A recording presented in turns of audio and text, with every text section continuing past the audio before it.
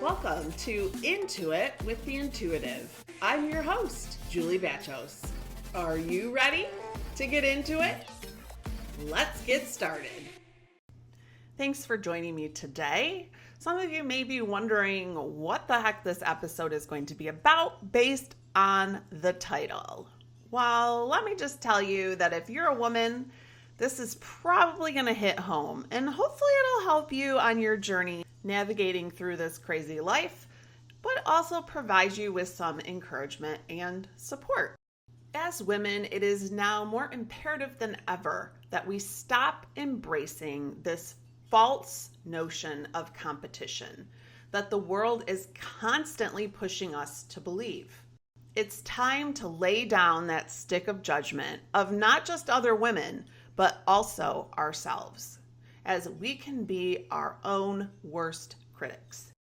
It's time for us to recognize our uniquely beautiful selves, to stop trying to run our sister's race and ultimately stop participating in this false competition that was invented by patriarchy so long ago to keep us divided, because divided we are weak.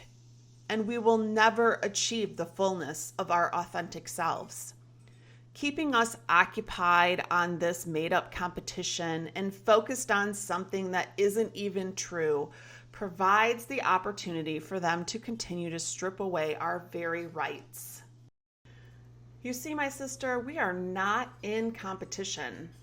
There never actually was one.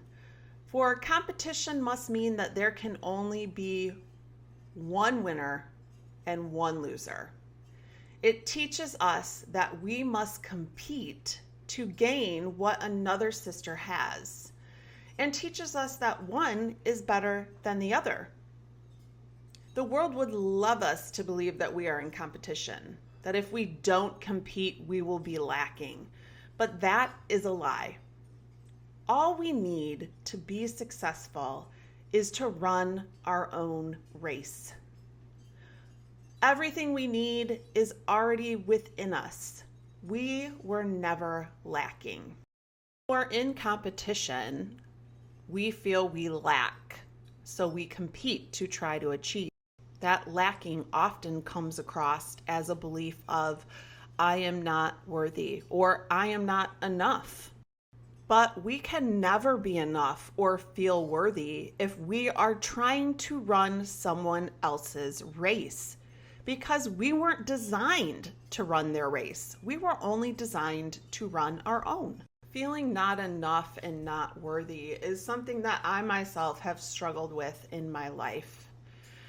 When I started to look at the root of why I was feeling this, I began to see the many ways that our society, and at the time my religion, were reinforcing the belief that I was in competition with my fellow sisters. For me, it had a lot to do with a positive body image. In the church where we attended, there was definitely a specific body type, very similar to what the world would have us believe we all must look like, that was expected. It was actually taught that if you didn't have that body type, that you were actually sinning. They called it gluttony. But there's so much more that goes into a person's body and shape than being able to boil it down into one simple explanation. And that explanation, that expectation that we all must meet this idealized body type and shape is doing so much damage in feminine relationships. Those that have that body type look down on those that don't. And those that don't have the ultimate body type never feel like they're as good as their counterparts who do. Health is not taken into the equation normally, and we tend to look at each other in comparison instead of looking at each other in celebration.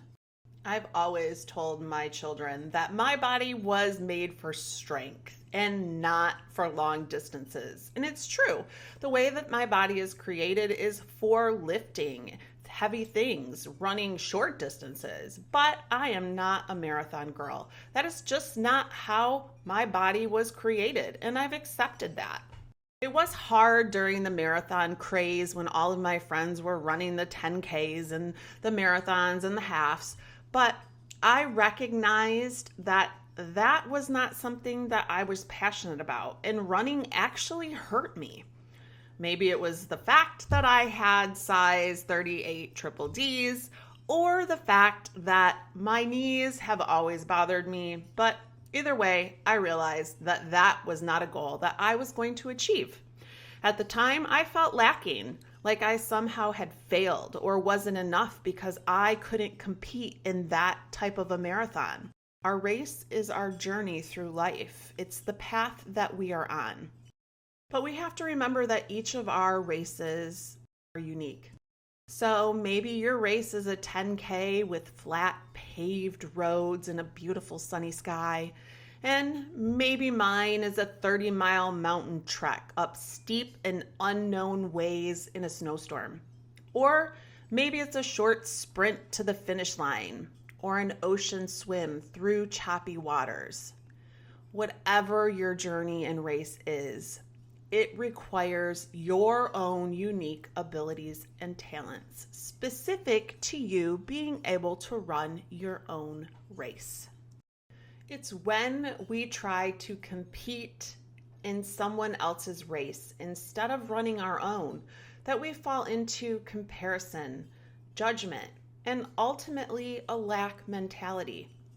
Sisters, we must stop playing this game and embrace our own journey because the world needs all of us as we are right now, each of our unique talents and skills. When we recognize the illusion of competition, that there is no winner or loser, as there is only one person running each unique race, we are freed to encourage, support, and uplift the amazing women around us. And in doing so, we free them to run their own race unhindered. It's time to stop looking at women as competition and look into the mirror of our own souls and finally recognize the beauty we have always contained. It is time to let go of the world's definitions of beauty, motherhood, sisterhood, marriage, and every other standard of what they would have us believe we should be to be able to be enough, and simply embrace the beauty of our unique and wondrous souls. We are already enough. We must do the work to heal ourselves so that in turn we can help those beautiful women around us heal also. For when we are walking in our own authentic truth, when we embrace who we truly are, we give permission to our sisters to do the same. This attempt to control the feminine ultimately stems from fear, which is nothing new. We can easily look back in history and see how it has manifested for thousands of years.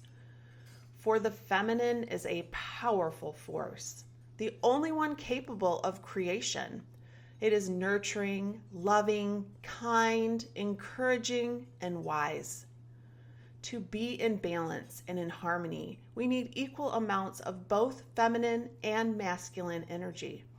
Sadly, the feminine voice continues to be stifled, and our world is suffering.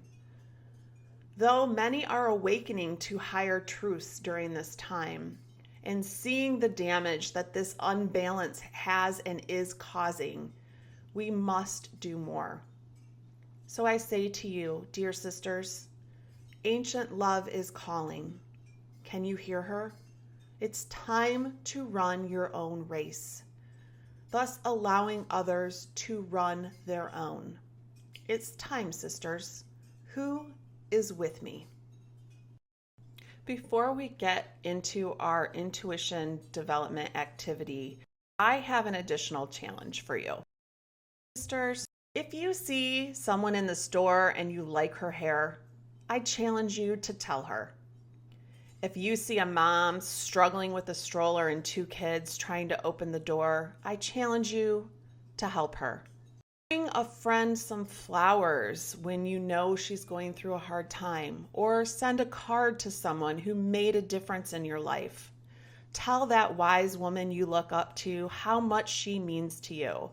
Chances are she is struggling too. Sometimes a simple smile can change the course of someone's life. Be the woman strong enough to provide it. The world is waiting. If you are ready to embrace your own journey and lay down the stick of comparison, today's intuition development activity is for you. As always, you want to start by grounding yourself. That involves placing both of your feet flat on the floor, taking 3 deep breaths. I like to go in through my nose for a count of 6 and out through my mouth for a count of 8. You always want to expel more air than you're taking in. I also like to envision white light coming into my body on the in-breath and everything I need to release flowing out of me on the out-breath. You can also imagine white light coming in through your crown chakra and exiting through your feet into Mother Earth. Now, don't worry, she knows what to do with that energy you're expelling. I also like to visualize roots coming out of my feet and entwining themselves deep into the earth as it anchors me there.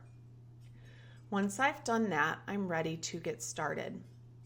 Your question for your intuition today is, how am I not authentically running my own race?